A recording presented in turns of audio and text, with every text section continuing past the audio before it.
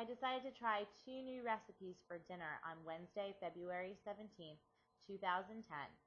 Both were from the Food Network website. Both contain zucchini.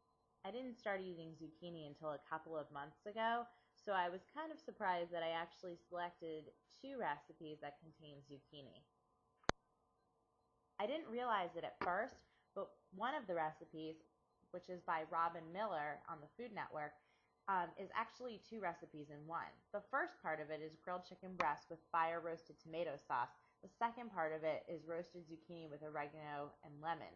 The thing is, you make them both at the same time, which is why they both went into the same oven after everything was cleaned and cut and prepared to roast for 30 minutes. In the meantime, I got started on cutting up the fresh herbs for the broiled zucchini and potatoes with Parmesan crust that I was also making.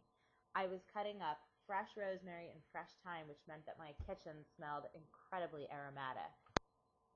As per the recipe, I melted the butter in the frying pan. While the butter was melting, I began cutting up baby red potatoes and zucchini.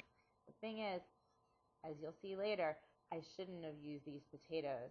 They didn't quite cook exactly as Giada De Laurentiis promised that they would, but that's probably because I didn't exactly follow the recipe, seeing as it says 4 small new potatoes, red or white, about 1.5 inches in diameter. I think these were more than 1.5 inches in diameter.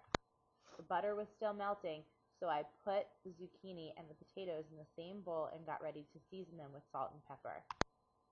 Finally, the butter melted enough for me to add the fresh herbs into the pan.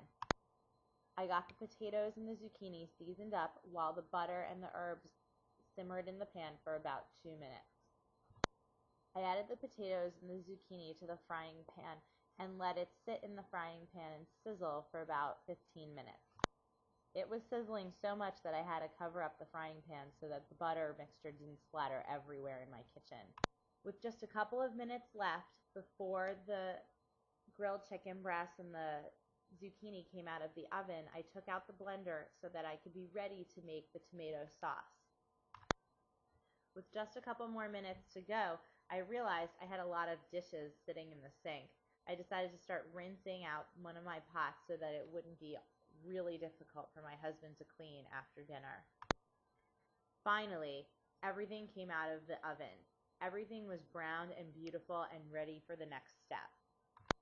While the tomatoes cooled, I took out the ingredients that would be combined with them for the tomato sauce. I began putting the tomatoes into the blender. Just before I started blending, I decided to put the chicken and the zucchini back into the warm oven so it would stay hot.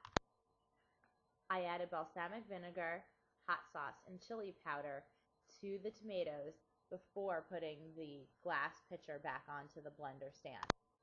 Once everything was plugged in, I turned the blender on and began to liquefy the contents, creating this beautiful aromatic smelling fire roasted tomato sauce. Once the sauce was finished, I realized that my potatoes and zucchini were almost ready to come off of the stove. Yikes! These are really way too cooked. They're way too brown. I think I should have left them on for 12 minutes, not the 15. I kind of went with the maximum and shouldn't have. I began pouring Parmesan cheese over the tops of the potatoes and the zucchini, which were laying flat on a baking sheet.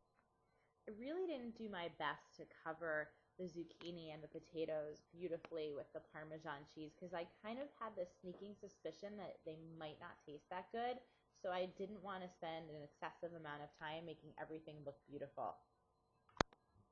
In the end, my chicken was really tasty. As my husband said, the sauce had just enough kick to make it good, and the zucchini was wonderful in both dishes. However, as my husband said, the potatoes weren't quite cooked, but the zucchini that accompanied them with the Parmesan crust was delicious. So, note to self for next time, you need to use smaller potatoes. It pays to follow the recipe when you're making food for the first time. The best reward of cooking a good dinner that takes over an hour to make is having someone else do the dishes.